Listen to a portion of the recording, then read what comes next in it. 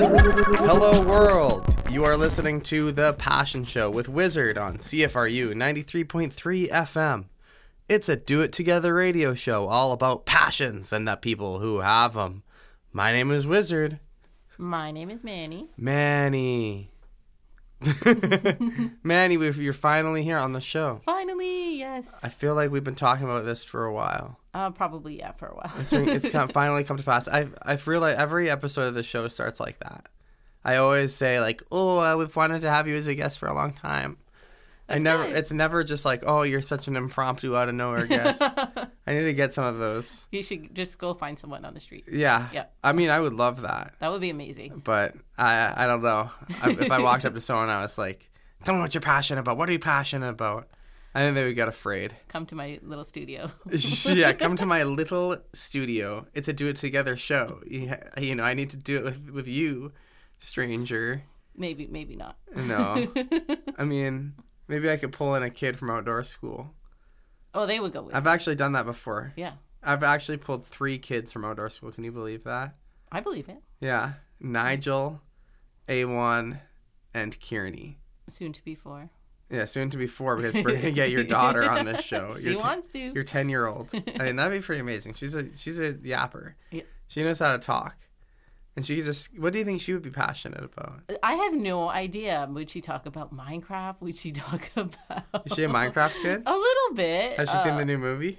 No, we haven't seen that yet. She might talk... Sure she's lately, excited. she's been into, like, pranks. Pranks? Yeah.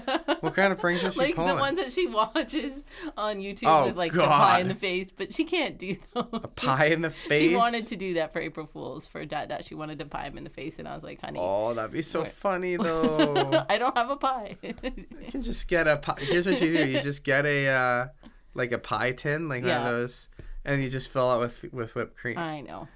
Well, easy. We'll do it. Hopefully, Jazzy's listening to this and just like fuming. She's like, Mommy knows. She knows she could have done that. She didn't. We didn't have whipped cream at that time. And that's fair enough. Never keep whipped cream around. Kids do dangerous stuff with whipped cream. Yeah, exactly. So I'm getting a pie in the face. It's exactly, like pie you in the face, for example. That's what I was getting at. Yeah.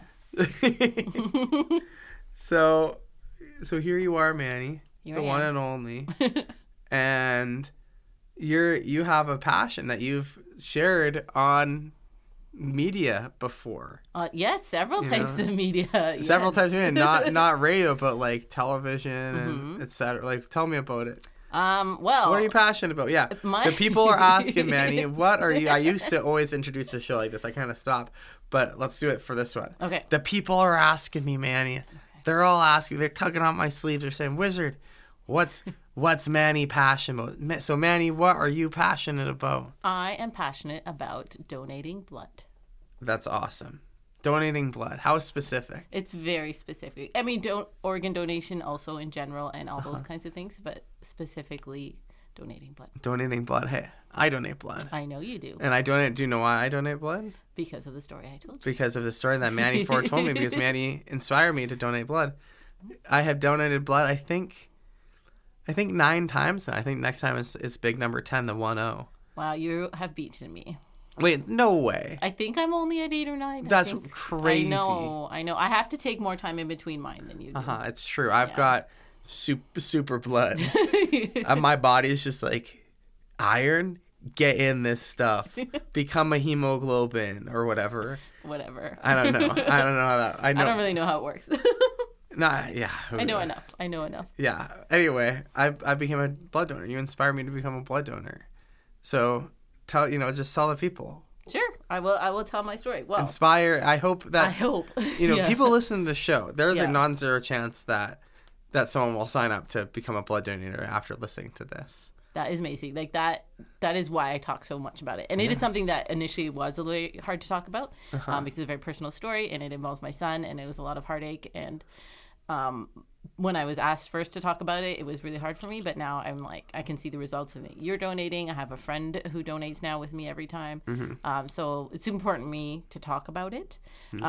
So yeah, my story begins in August of 2020. It was the middle of COVID. My little guy was born at the Guelph Hospital. Right at the start. Right at the start, when we got to the hospital and I went into emerge, they said my husband had to wait outside until I got actually admitted to the hospital, and they were certain that the baby was coming. And when I got upstairs, they were like, "Oh, baby is coming very soon." So he was born without incident. Everything was great. We took him home. First 5 weeks was normal. Baby, everything was how it is with a newborn. No sleep, but he was eating, sleeping, doing everything. And then he got what looked to be like a little bit of a cold. But it was COVID, so we were scared. Couldn't go to the doctor because if you remember when things were locked down, if you had any signs that it could be COVID, you couldn't even go to your doctor. You had to go to the hospital. Yeah, that's right. Yeah. So I took him. I did try to take him to the doctor, but they said, no, straight to the hospital. So I took him to Guelph Emergency, and after a very long wait, they said, no, you know what? He just has a cold. It's not COVID. Don't worry. He should be fine by tomorrow. It certainly wasn't COVID. It definitely was not COVID. And yeah, so they were like, don't worry, take him home. Everything will be fine. That night, he didn't wake up to nurse. In the morning, I said, he's not right. Back to the hospital. Well, I tried to go back to the doctor. But again, back to the hospital. And this time, they looked at him a little closer, and they said, well, it turns out your son needs some blood. And we're not quite sure what's going on, but we're sure everything will be fine. We're going to transfer you to McMaster Children's Hospital because it's a little bit more specialized. So we got into an ambulance. It was actually terrifying. And we went there. They tested him. Yeah. That's not a short ambulance ride either. No, and a nurse came with me on my side, and they were very nice and polite in talking about the way that they were going to go to the hospital and how much of a rush it was. But I could tell that they were like, it's serious. We need to get there quickly. Yeah. So I was trying to stay calm, and I had called my husband and said, look, we're being, he's like, are you guys coming home? And I was like, no, we're being transferred to McMaster. And he was like, what's going on? And I was like, I don't know. When we got there, they tested him for everything. It had a million questions. Oh, yeah, everything that they could think of. And Jazzy and Chris, like my husband and daughter, were not allowed really there. Oh, man. So it was a lot going on. I just remember they kept getting blood from him and saying he needed blood and everything. So we were admitted to the hospital. That first hospital stay was almost 2 weeks. And we were in the hematology department, and nobody knew what was wrong with him. I always knew someone was coming to see us because they would pull out this giant binder, and they would sit at the nurse's station with the giant binder, and I'm like, they're coming to see us. Everybody saw us. Any kind of specialist that you could think of. The infectious disease specialists were my favorite. They were very interesting. They asked a lot of interesting infectious questions. Disease specialist. Yeah, you got to be a real creature to take that job. They were interesting. They had all sorts of questions. Like, they'd ask you something, and before you could even really process, they'd be like, do you have a cat at home? And you're like, what? Like, it was just wild. Cats can do lots of crazy stuff to pregnant mothers with the feces. Who knew? Yeah, the parasites. I've heard about this. It's scary. I'm happy I know about that. Because I have a cat, and I hope to one day have a child. Keep it away. Keep your soon-to-be wife, mama, away from those cat stuff, man. It's a thing. Will do. Yeah. So they're bringing in everyone. Yeah. Brought in everybody, checked his heart, checked his liver, checked his this, his that, everything, all sorts of tests. We stayed there for about 2 weeks. Eventually, 2 weeks. He was starting to nurse again and looking better, but he needed blood more than one time. The final big test was to see if he had leukemia, and we were like, oh, this is scary. And they're like, it isn't that. And we were like, great. But then they were like, but we don't know what it is. So that was also kind of scary. Yeah. So he was well enough to the point where they said, we can send you home. Their best guess was he had some sort of infection. And when babies are very little and they get an infection, like 4 weeks and under, sometimes their body overreacts. Oh, yeah. So they said, that's our best guess. He had some sort of infection. His body overreacted. He's probably going to be fine. If he has any sign of fever, you need to bring him in immediately. I think we were home for 2 or 3 days and fever. So back again to the hospital. This time the visit was about a week long. Okay. And again, he needed blood, and they couldn't quite figure out why his body needed that. So it's been basically like a full month since you gave birth to this kid. He was 5 weeks old when he got sick. So, okay. So it's been a while. He was about a little over a month old, and so now he's like almost 2 months old. So they're trying to figure out. They just know he needs blood. They don't know why. They can't figure it out. We just got to keep going with that. So he got well enough. He was nursing. He was looking okay, acting normal, back home again.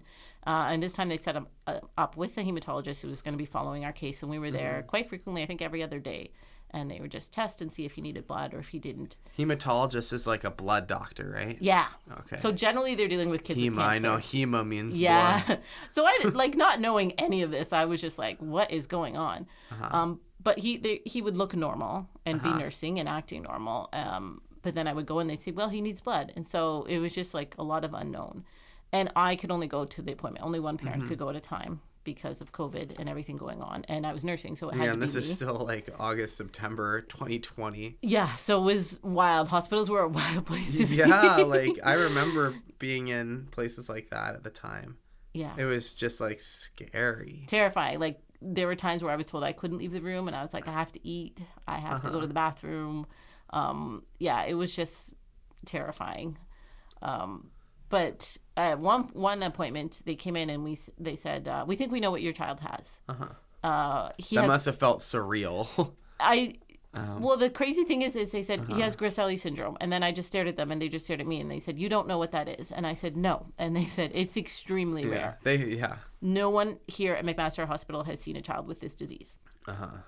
And we were like, I was, because it was just me, was like, what does this mean?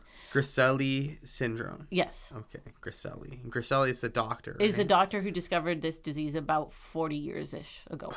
So they named it after him. And there's 3 types.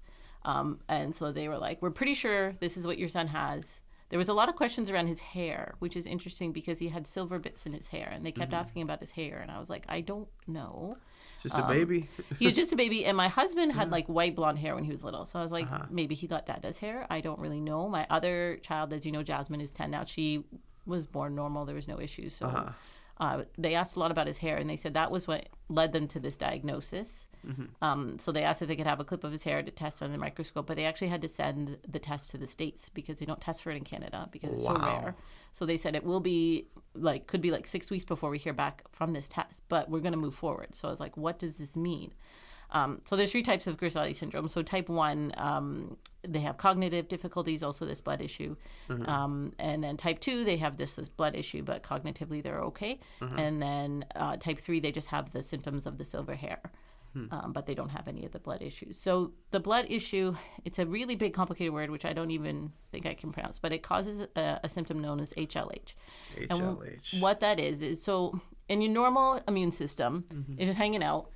A cold virus, for example, comes into your body, and your immune system goes, hey, I don't want this here. So it attacks those viruses, cells. Sends some white blood cells over. Yeah, gets rid of it. And then once it's gone, it goes, whew, okay, my work is done. I will now go back to just chilling. In someone with HLH, which is what happened because of Griscelli syndrome that Tristan has. So HLH is also rare, but not as rare as Griscelli. In someone with HLH, your body goes, oh, look, here's this virus. So he did, in fact, have a cold when he was 5 weeks old. So his immune system was like, hey, I got to get rid of this. But it didn't stop when the cold was gone. And then turned around and said, hey, what are these other things here, which are his healthy blood cells? And it started attacking them.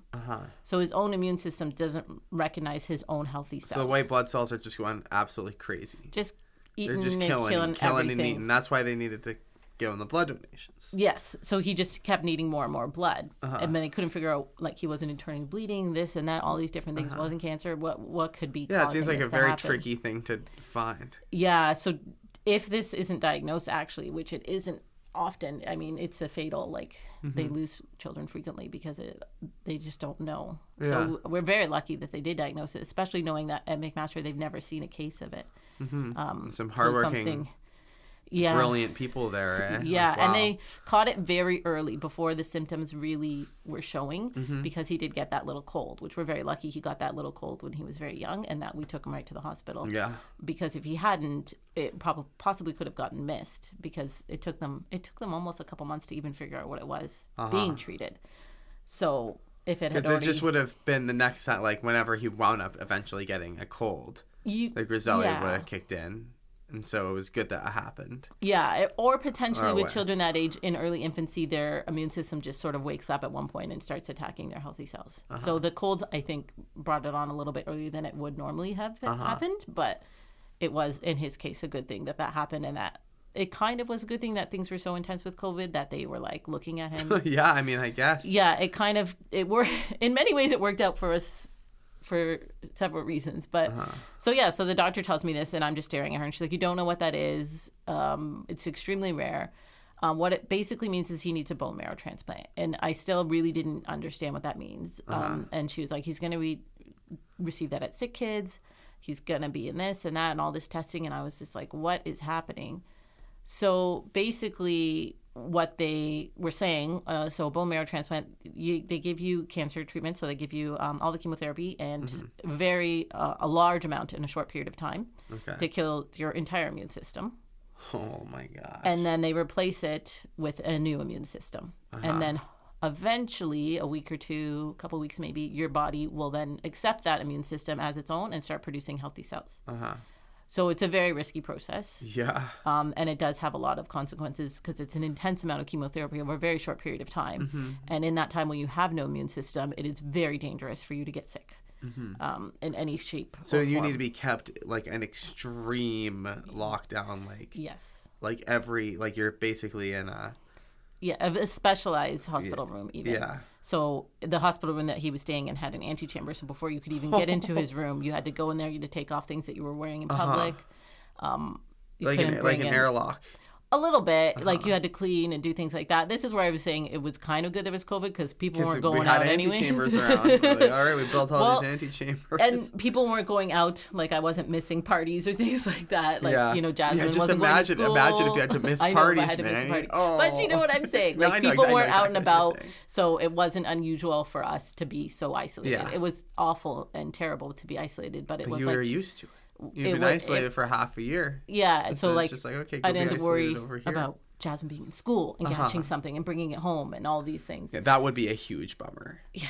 Because Jazzy at this point is how old? She's like 5 or 6? She was 5, yeah. Oh, sweet little Jazzy, man. She must have been spooked by all of it. She wasn't really sure what was happening. Yeah, I guess. Yeah. Because I was basically living at the hospital with Tristan because I was nursing, and that's just how it was, which was hard for her. And I could very briefly see her sometimes, so that was hard as well. She was really great through all of it. Like, she's an amazing big sister. She's such a good big sister. Yeah. I've gotten lucky enough to see those two together. It's unreal.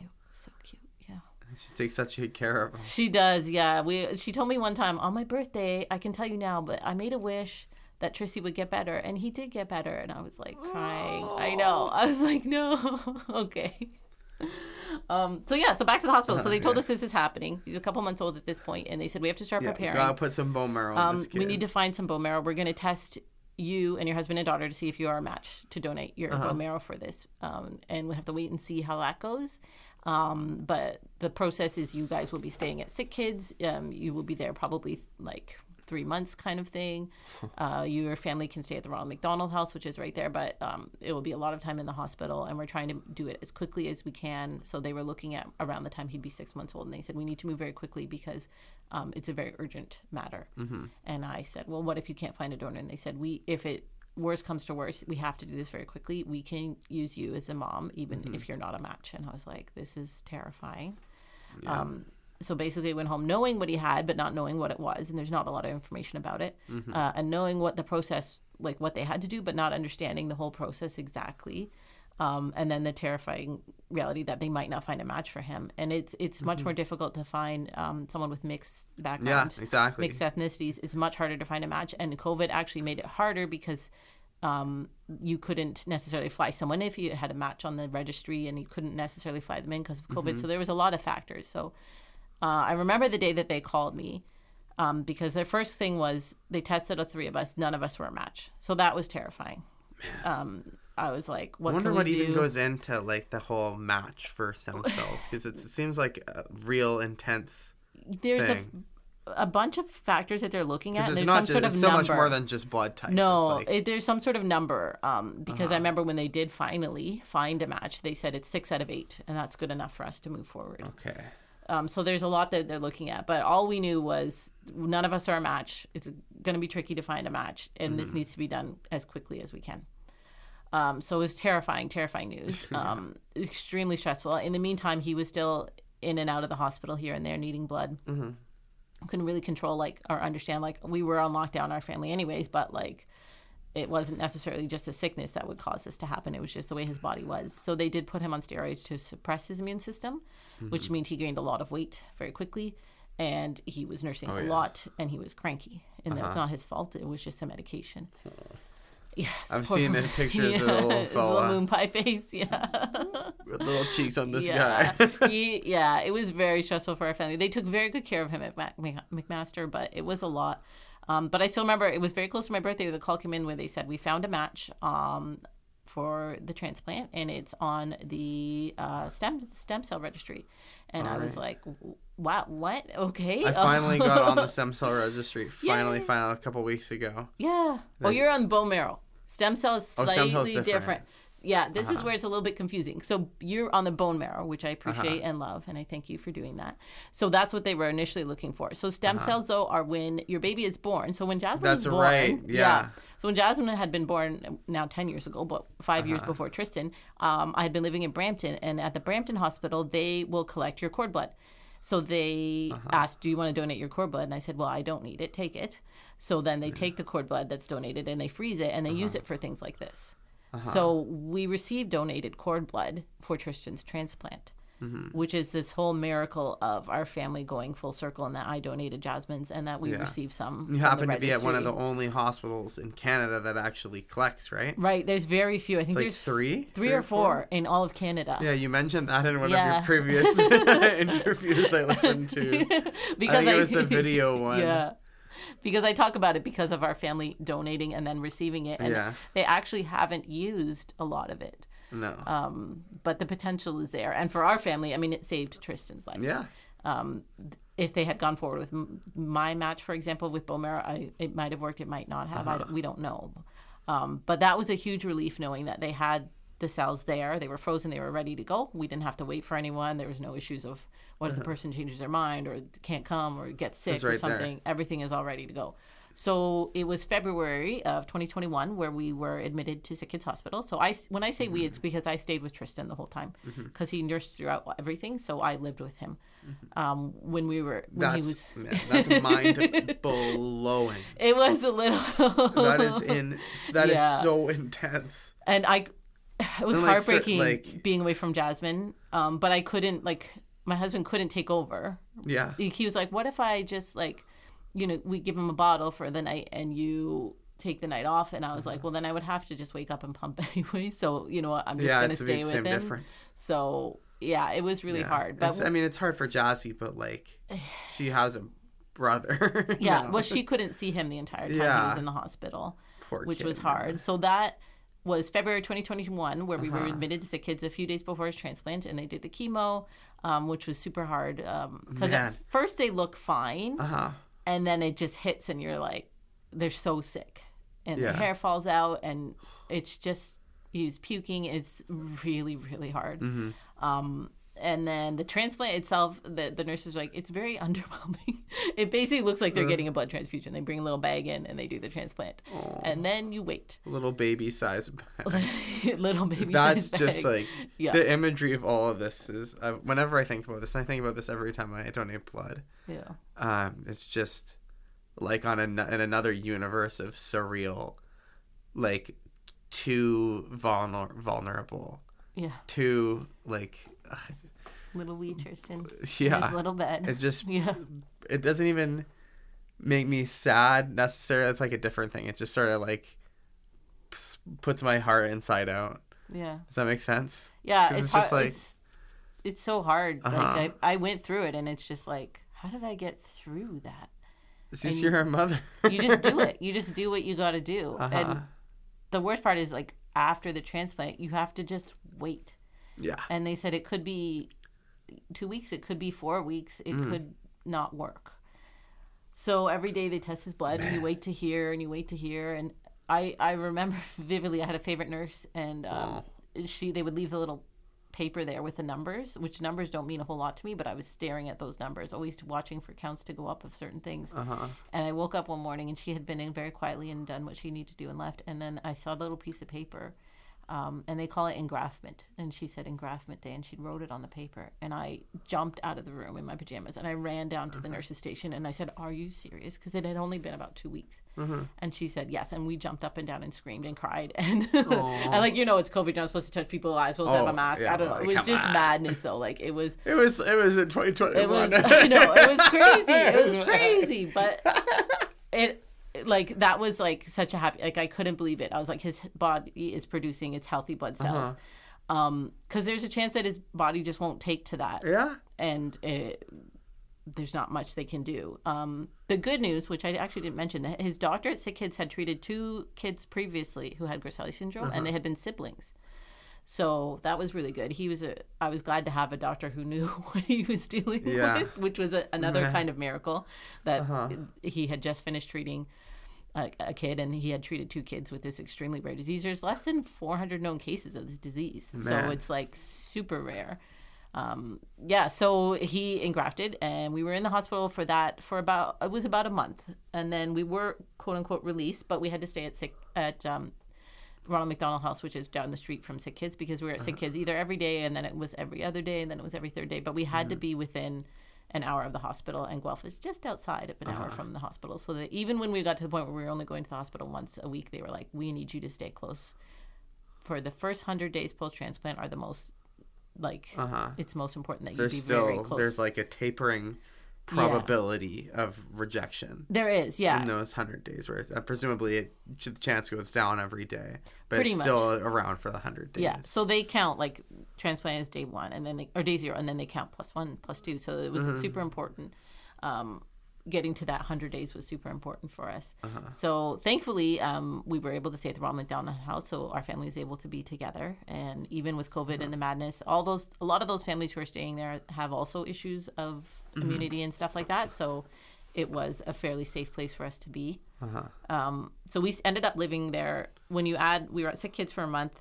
But at that time, Chris and Jasmine were living at Ronald McDonald House. And then when he got released, we were there for another 2 months. So 3 months we were away from home during this treatment. There was one time where Tristan did end up in the hospital where he just wasn't nursing. And that was like a worry for me. And we brought him in, and they're like, we'll just admit you. And I think it was just for the weekend. We ended up staying, and then he stabilized, and then we went back. But after, I think it was very close to 100 days. I think it was like 96, 97 days. They said, okay, we're okay with you going home. Because at that point, we were only going to the Sick Kids once a week. And I said, I can handle a little over an hour drive once a week with Tristan if I can be at home. Yeah. It's a big thing to not be at home, right? Like I couldn't cook. I couldn't do a lot of things, right? And the Ronald McDonald House is amazing. They gave us... there's a pantry so you can get access to food. They give us catered meals like 3 or 4 times a week. They do much more than give you a place to stay. What an organization. I have a lot of respect for that operation. I was blown away. Like, it's not just a place to stay. Like, they organized because they couldn't do anything together because of COVID, but they had, like, we would do virtual game nights for the families, and they were always bringing presents by for Jazzy and Trissy toys, and trying to do bingo and things like that to keep us together. But I have a future guest of the show, a close friend of mine. Yeah. His parents are like McDonald's owner. His dad's a McDonald's owner. Wow. And he's like put a ton of like money and time and love into the Toronto ones. One of them is like named after them. Oh, wow. Yeah, it's crazy. Like I've been hearing about this. Yeah. It's amazing. Time. It's crazy. It's crazy. Some people will go there, like you do start to talk to people in the halls and stuff. Some people were like, their child was born not breathing, so they got rushed to Sick Kids, and then they were just sent there, and they have nothing. And so, like, you can get diapers and clothes and all these things, like soap, toothpaste, like everything. They're basically just like showing up in their socks. Pretty much, right? And then they can probably, like, I remember one time saying I was going to go out and get diapers, and then coming back in and going, ugh. And the lady at the desk was like, "Are you okay?" And I was like, "I went out to get diapers, and I didn't get diapers because my mental state was not great." And she's like, "What size do you need?" And she just brought me a box of diapers. Like, they will provide. Yeah, it's such an amazing place, and the staff go above and beyond with the care that they do as well. Like Jazzy's 6th birthday was there, and they held like a socially distanced party for her with a piñata. Like, they were really great. So we did get to go home just before his 100 days. I remember we were at home at 100 days, and I got them to put a sign on my lawn. I was super excited. So that was the biggest journey that we had to deal with. It wasn't the end of everything that happened with Tristan, but throughout all his treatments, he received 21 blood transfusions. 21. So 21 sticks in my head as a super important number. And on the first anniversary of his transplant, I donated blood in his honor. And my goal is to get to at least 21. Yeah. I'm not going to stop at 21. No, but my goal is definitely 21. I'm going to keep going as long as I can. If you just cracked your knuckles at 21, it's like, I did it. I repaid my blood debt to this nation. I'm done. No, I'm gonna go as long as I can. But in my head, 21 is like the number that it's super important to me that I reach this number. So a little bit more about Tristan. That summer, we actually found out he had glaucoma, and so he's received 6 eye surgeries since then. He's been in the hospital, I think it's probably close to 8 or 9 overnight hospital stays now, because even after a transplant, like I've had 0 overnight hospital stays. The longest one with sick kids was a month. His shortest one was probably 2 or 3 nights. 2 nights, I think, overnight stays. So he's been in the hospital more times where they've been like, he's okay, you can go home. He's immunocompromised, so his immune system isn't as strong as a regular person's. And he is adrenal insufficient. So what that means is because he was on steroids for so long leading up to his transplant, his body stopped producing adrenaline. Yeah. And the cells just were like, we're not needed, so we'll just shut that part of that Man, I guess that makes sense. So they had to wean him very slowly off the steroids, and his body still hadn't. We're still almost at the point where he's producing his own response and stuff. So he was on steroids for a very long time. We had to wean him off very, very slowly because he was also very young when it happened. I remember when you gave him the last... his last daily dose. So he's not on daily medication anymore, which is amazing. If he gets sick and shows any signs of sickness, we do have to give him a stress dose of steroid medication, just because his body takes a little bit longer to respond. His immune system response is still not strong enough. They are testing him at McMaster. The last time they tested him, his response was close, but they still need the emergency medication for when he gets sick. His next test is coming up in a couple weeks, so I have my fingers crossed it's going to be good.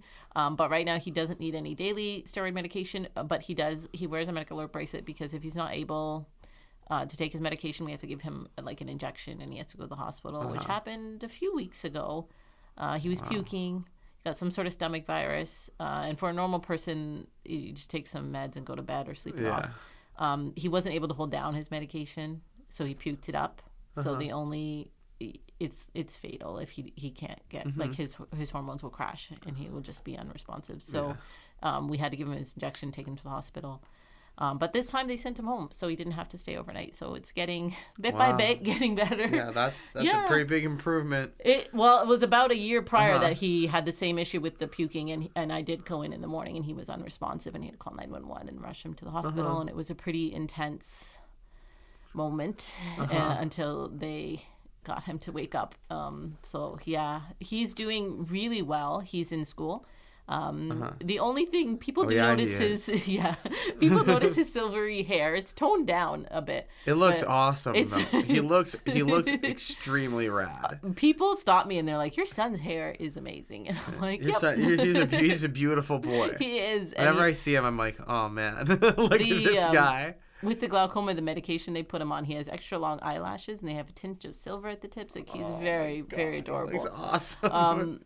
But yeah, so he's going to school. He is, you can notice the hair, but you might just think it's just fun hair. But he is on the small side. So he's probably wearing maybe 3T clothing, and he's getting close to 5 now. But he is growing. There was a period of time where he wasn't growing, and there was some worry about the treatments and all the chemo and the steroids. But his body is catching up now. Yeah. Time is taking its course on him. It's coming. Like his weight, he was huge. So he didn't gain weight for a very long time, but he's slowly getting taller and getting bigger. So they're keeping an eye on that. He has many specialists who see him for many different things. But just recently, his hematologist, who's known him... so darn charming. It was funny because his hematologist, who's known him since he was 5 weeks old, she's like, "How's my little miracle baby?" Like they're just blown away. They wrote a research paper about him at McMaster because they'd never seen this disease. That is so sweet. They've learned a lot.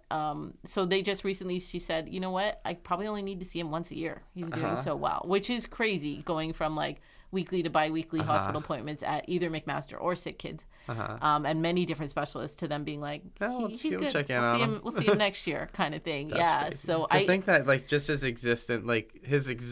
mere existence has put a paper into the world, which could help. Who knows who it's gonna help. Yeah. And just because he's just there being alive. It is wild. Just wild. Uh-huh. Yeah, he is a special little guy. He's a special little miracle baby. Yeah, he is. When she said that, I teared up because she's known him since he was pretty much born, right? Yeah, and you wouldn't know, like, he doesn't really know there's anything wrong with him. No, he's chilling. Yeah, he says all kinds of funny stuff. When he goes to school, like, he's so small that I was like, I'll carry your backpack, and even the teachers were like, we can help him with stuff. And now he's like, I want to carry my backpack. I can do it. And you're like, that's my dog. He's gonna fit right in outdoor school. He is. He really wants to come. He really wants to come. Man, that's gonna be amazing when that happens. Yeah. They'll have to put me back on Goslings. We'll get there. We'll get there. Yeah. Yeah. But it's funny that, like, when did you and I meet? When did you start at outdoor school? Like 2022? It was after all that. Yeah, because the funny thing was when I was staying at Sick Kids in the hospital in one room, and it was February and depressing, I just kept thinking, I want to get outside. Yeah. And I was living in Toronto, which not for me. There's no green space. Yeah, no, sir. And I was under incredible amount of stress. And I actually emailed Chris Green when I was living at Ronald McDonald House. And I said, hey, I found out about this school a while ago. That is ridiculous. Yeah, when I was doing this research paper. And I would like to volunteer. And he said, are you living at the Ronald McDonald House right now? I said, yes. But I'll be back. And he's like, why don't you message me when you're back? And he set up an interview. And that's how I kind of got into volunteer. Past and future guest Chris Green. Yeah, he probably remembers that. I just remember him replying, being like, "Are you living at the Ronald McDonald House right now?" And I was like, "Yeah, but I'll be back." And he's like, "When you get back, like, message me." And I was like, so "Okay." Funny. So your name actually came up on the Chris Green episode of this show. Oh yay! Yeah, we were just like, how we net that menace. No, we're like, what luck? No, in like a good way. We were like, holy. We were talking about the diversity of like types. Yeah. At outdoor school, and we were like, Manny Ford, the people's champion. That's me. Yeah. But that's crazy, though, that you were that it all started, this whole part of your life in connection with all of us. Yeah. It is just wild. Like, the whole... It's hard to even believe. Like, if I said to you tomorrow, hey, Wizard, you got to live in this one room in a hospital for a month, you would just be like... I'd cry. What? I'd break into tears. Yeah. I'll be candid. Yeah. Oh, man. I'm coughing. I wonder if people have noticed at this point that my voice sounds a little different. No, it's okay. Yeah, I wouldn't be happy about that. I don't think. If someone said you got to live in one room, I would say, no, I don't want to do that. And even still, like, I look back, I'm like so grateful for how well everything went. Because he had his transplant, his body accepted it. Pretty quickly on the spectrum of things. 2 weeks. He's healthy now. I saw people who were there, like a lady had been there for months and her kid had rejected the first transplant and they're waiting for a second. And I just think, like, so grateful for all the care received, how well everything went, especially with it being this unknown, weird disease no one had heard of. When people ask me, I'm like, you won't have heard of the disease. And people, like, I've had people be like, I'm a nurse, try me. And I'm like, here you go. And they're like, yeah, I don't know what that is.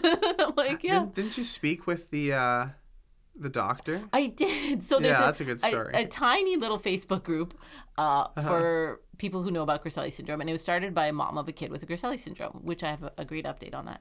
And the doctor, he's retired now from Italy, is in the group. And I posted a picture. So he's very funny.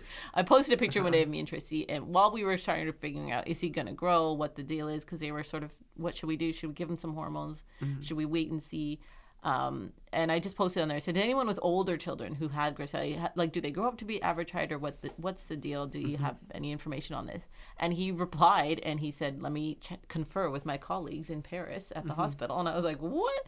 And he said, yeah, because they haven't known about the disease for very long. But he did say, we've looked at adults now who had Griscelli, and they seem to be of average height. It doesn't seem to affect height, really. So there's a potential that he'll just catch up. And I was just, like, blown away that this man, retired doctor, went out of his way, who discovered this disease. Went and talked to his colleagues for you. Yeah, let me confirm with my colleagues. And I was like, wow, okay. But the happy update, so the lady who started the group, because her daughter had Griscelli and she didn't have anyone to talk to about it, recently her daughter just posted that they thought she wouldn't be able to have children because of the treatment and everything that happened. And she recently just posted that she's pregnant. And it was like...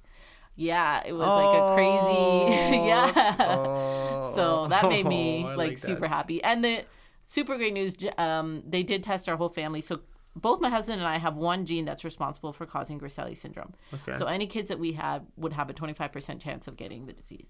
So Wow. Jasmine did not inherit either gene. Uh-huh. So her children will never, there's no chance that they would have anything like that. Man. It's pretty crazy. And they actually tested my siblings and my husband's siblings, even though we're all kind of done having kids, but it was to see if they had a gene, if they had passed it on then to their kids. But the chances are so extremely rare. But they did come back that no one has it. So what a coincidence that you and Chris came together with this one little gene. Yeah, and it's very strange because usually it's more in Mediterranean type families. Like it's just a whole. The chances are extremely, extremely rare. Yeah. It's just like usually the Italian disease. I guess it's the Italian Griscelli. Yeah. That's crazy. Yeah, it's wild. And looking at, there's not that much information, but I look at the kids, they do look different. They usually have like sort of my skin tone, so like a light brownish skin tone and like gray hair. And even Tristan doesn't quite fit that. Like he just looks like a regular kid, but when you look close, you're like, he's got a little silver in there. Yeah. His little eyebrows are a little silvery. But who knows? He might change too growing up. Yeah, but who knows? His one doctor did say, I'm sorry to tell you, his hair will always remain this way. And I was like, I love his hair. Oh no. I was like, he's awesome. He's like a little my kid superhero. has the most crazy. It's like David Bowie's like different colored eyes thing. It's like, I'm sorry to tell you, but your eyes look badass. I'm sorry, your hair looks like it's been professionally dyed forever. Hey, women pay good money for that ass blonde, right? Like, and his eyelashes are to die for. Like, like, beautiful. Yeah, I wish I had eyelashes like that. I don't got eyelashes. Right? I don't even know if I have any eyelashes. Probably, I guess. So, donating blood. It all comes back to donating blood. Yeah, giving back. So grateful for everyone who takes the time to donate. I mean, if I can't even imagine if we had showed up to the hospital and they said we don't have any blood for you. Yeah. Like, you just can't. Like Tristan would not be here today without. It was the very first bag of blood that they pumped in him that kept him going to any of this. Yeah, and he needed 21 of those, and I also speak about cord blood donation for that reason as well because. It can treat and save, like it saved my son's life. It can treat a lot of different things. We're still learning about it. Canada has actually sent the donated cord blood to other countries to help people around the world, which is pretty amazing too. I'm big on all those kinds of like organ donation. When my mom passed away, she was quite young and it was quite sudden, and she was mostly healthy, like her heart stopped, but her body was fairly healthy, and so they said, your mom has indicated she's an organ donor, and it was like obviously extremely hard time in my life. My mom was suddenly passing away at a young age. But I knew her wishes, and when they said we can help 7 people with your mom's donations, it was like such a profound, like, this is the worst thing ever, but to think that she's gone on to help 7 different people and improve their lives in some way. So I'm big on organ donation as well. Like, it's all super important to me. I've got the thingy. You got the thingy? I got the thingy. I forget what exactly it says. I'm pulling out my health card for the listeners at home. That's a driver's license. Everyone should go. Next time you renew your health card, you just have to tell them that you want to be an organ donor. It says 9Z. Yes. Donor 9Z. I don't know what exactly that means. There's different levels because you can restrict it to certain things, and you can say only used for medical reasons. You can, like I've said, I could say I don't want you guys to use my liver. You can, and you can also say, like I've said, if it's for medical research, take it. I'm gone. I don't need any of it. I don't believe that you need to keep anything, but. Some people will say not for that, just to help save people's lives. And there's different levels. But the super important thing is to talk to your family, because even though my mom had it in her will and her wishes, and my stepdad was her, what do they call Power of attorney. Power of attorney. If he had said no, they still could have not done it. But because we knew her wishes, it was pretty easy for us to say, we know that she wanted this. So it's a weird conversation to say to people that you love, hey, like, I'm super healthy and everything's fine. But when things are not, you can take whatever you need. Let it be known here on this public forum that I, Wizard, and want all my organs to get donated and so on. Take them. I witness that as Manny Ford. You can have whatever you want. There you go. Take them. You can take everything from me. Don't want them anymore. Dead. Get them out of me. Get this stinking gallbladder out of my body. Put it into someone who needs it. I don't need it. I am deceased. Someone got her lungs. That's crazy. Lungs. That's like a beautiful thing, right? To like breathe with the lungs of another. Yeah, my cousin did her service, and he said like someone is breathing because of her, and I was just like, it was super emotional for me. Yeah, that's beautiful. So for all these very important reasons, all of these kinds of donations are important to me. Yeah, and the blood. The blood, it's so easy, guys. It's so easy and fun. Aren't they lovely when you donate blood? They give you snacks when you get there. They're so super sweet. You do your thing, you donate your blood, then they give you more snacks. They just load you up. Yeah. I love, to go. Man, I go in there, I go in this place, I go to the same place every time, the one on Silver Creek. That's where I go. And I try and be as charming as I can because, you know, I'm a funny guy. I try and do a big smile like this. And the viewers at home, the viewers sit over there, by the way, if you're wondering where the viewers are in this room. Not viewers, listeners, dear listeners. They're driving their cars right now listening to this show, hopefully with the window down. And so they can imagine me doing a big toothy smile, rocking into Silver Creek Parkway, Canada Blood Services, and I'm just like being as charming as I can. I'm scanning my donor card on my phone. I filled out my Q pass. Oh yeah. Earlier that morning, I said no. Well, it starts with a yes. Yes. Are you feeling well? Are you feeling well? Yes. And then it's like no. Yeah. Maybe for some people, you know, you got to read them all. But for me, I tend to not handle monkey fluids. Generally not. No. And you know, things of that nature. I'm not a tattoo haver, so you know, I filled out my Q pass, and I'm getting in there. You know what hurts more than the big gigantic 20 gauge needle that sucks you half a liter of blood out of you? You know what hurts more than that? What?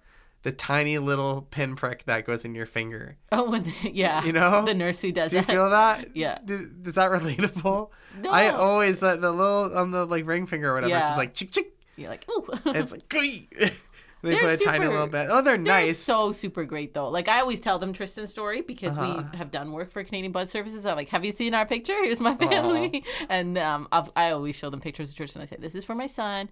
And they're always interested to hear because they don't know about his disease either. So I always chat it up and talk to them about it. Tell them about Griselli. I tell them, they're like, well, I've never heard of that. And it's pretty interesting. But they're so sweet. They're little volunteers. I bet you they've heard of HLH, though. HLH more likely, but again, it's also pretty rare. So HLH I think I've heard of that. I've heard of it. It can be caused by a disease, which is in Tristan's case, but actually you can. Let's say you got like a super bad flu, it can trigger it in you. So there's different levels of it. Okay. So I've read about this stuff when I was learning about Tristan. I read about like a healthy, you know, husband gets some sort of sickness and then he develops HLH and he passes away very quickly because they don't recognize it. So that's a crazy thing that I wonder what HLH. I bet you the H in HLH stands for hemo. Potentially, it's very long. Hemo LH. Let's look it up. We don't want any. Now that I've said that, there's a rule on the Passion Show that says no fake news allowed, or else they'll send me to jail. Oh, okay. So I can't. Honestly, I can't. So HLH syndrome. Let's see here. Oh, I'm in the lucky. I'm in the clear. HLH stands for hemophagocytic lymphohistiocytosis. Yeah. Well, there you go. HLH. HLH. That's why I say HLH. Lympho. I wonder what the lymph has to do with. What is lymph? Because it's like you have lymph nodes. Yeah. Do those produce? What does lymph mean? It's a clear, watery fluid that flows through the lymphatic system. That's right. A network of vessels and nodes that filters fluids and helps the body fight infections. There we go. It must have something to do with blood and lymph. Yeah. Lymphatic system. That's and crazy. Infections. Yeah. It's very interesting. I love like all those strange disease words, or many of them like that. Yeah. Are just like when you boil them down to their Latin meanings, they're all just like very literal, where it's like extremely. like you know, like glucemia or whatever. It's like hypoglucemia. Is that a disease? Probably. It's like hypo just means like high. Gluco means sugar. Emia, blood. high blood sugar. Boom. Boom. But you see why I can't pronounce this. Yeah, no, that's way too many of those things. I just say HLH. HLH, that's boom. Good. But even that is extremely rare in itself and like tricky to diagnose. So. But you can just get it, eh? Like you can. There's 2 different types. Yeah, I forget what they're called, the different types. But to that. Yeah, he inherited it through his disease, but you can also develop it as a result of infections, and that would happen generally with older people. The body is a fascinating and bizarre place. It's very interesting. I've been watching a medical show. I've been thinking about this stuff a lot recently. I've never watched one of those like hospital shows. Oh, okay. But I've been watching one called The Pit.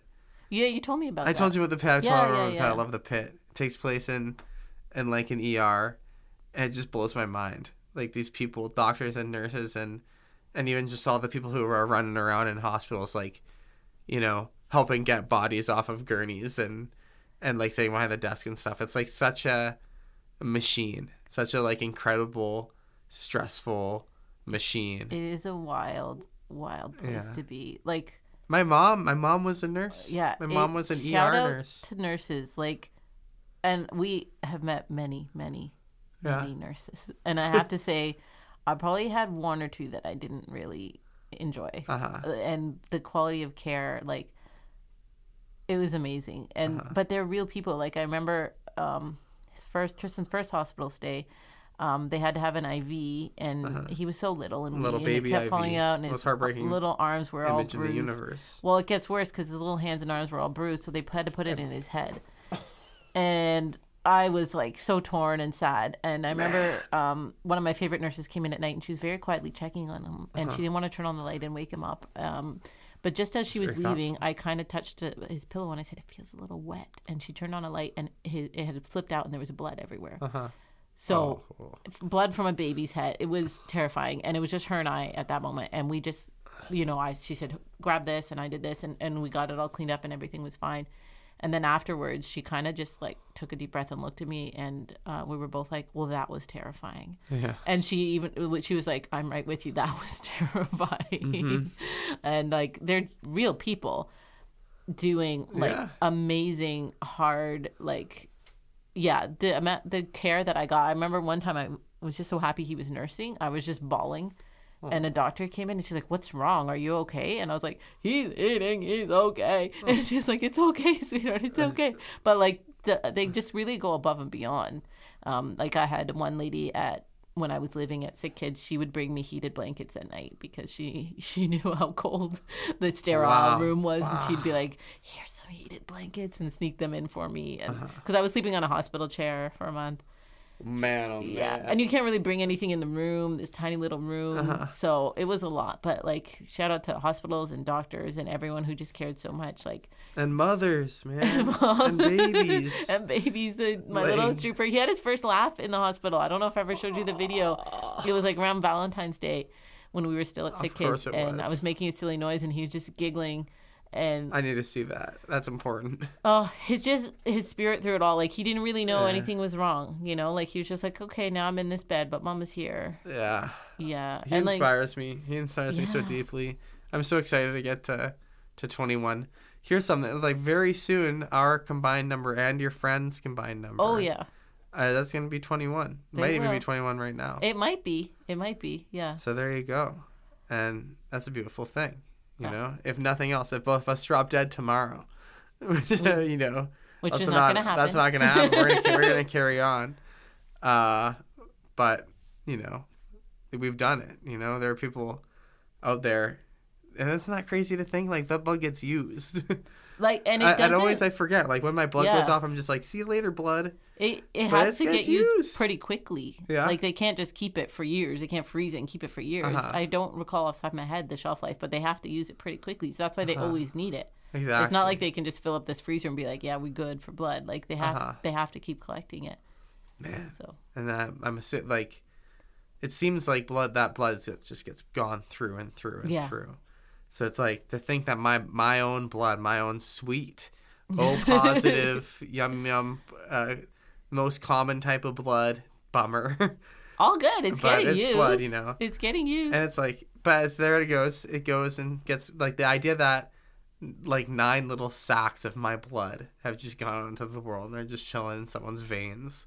It's like hilariously like insane. It's a little mind blowing. Yeah, it's a little bit. And my goal, I think I've told you this, is to get to 21, or not 21, 10. Your goal's to 21. Mine is 10. My grandpa, who passed away about 1.5 years ago, got 10 blood donations in the hospital.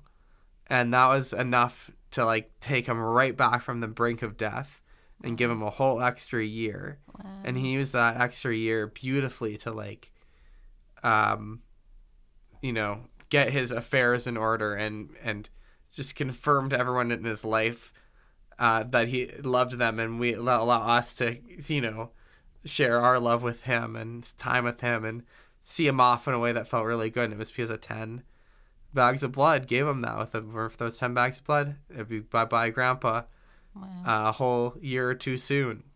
So I'm almost there. You're almost there. In like a few weeks, I think. That's going to be the big Larry 10. Nice. So we're almost at the end of the show. Do you have any closing statements about blood? Well, I just super grateful for everyone who can donate. So much love for everyone who takes time out of their day, you and other people. I totally appreciate that there are people who can't, and that is, it happens. But if you could spread the word or share the stories, that is super appreciated as well. They could, volunteers there, you could help hand out juice and cookies to people. There's so many ways that you could give back, but even just sharing stories and talking about the stories with people that you love. And then too, telling them if you love your loved ones, like, I'm super down to donate my organs when I'm gone, is super important to me. So thank you for having me on here to talk about it. It's been such a pleasure. Before we end off the show, we have one last little segment, just like Wolf Outdoor School. It's a gratitude circle. Also, I'm grateful for, and you'll see what you're grateful for. Okay. I'm grateful for the wind and the clouds.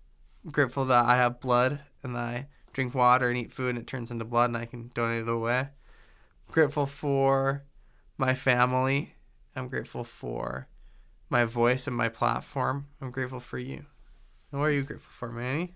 I am grateful for my body, that I am healthy, that I am able to donate blood. I am so grateful for my son, who's taught me so much and helped me learn so much about resilience in life and there's so much joy in my life. I'm so grateful for my daughter, who has been so amazing with everything. Yeah, future guest, friend of the show. Future guest. I'm grateful for the Guelph Outdoor School because I had an amazing day today outside. I'm grateful for you and our friendship and what you do here. I love it. Well, thank you so much for being a part of this, Manny. This has been absolutely incredible. I'm so excited for anyone who's listening to this to listen to it and think about it and go on, head on down to Canada Blood Services. Tell them that the fashion show sent you. Tell them that Manny Ford sent you. And get your snacks. And get your snacks. Get your Oreos and your juice box in you. All right. I've been Wizard. I'm Manny. And remember that only love will stop the killing. Over and out.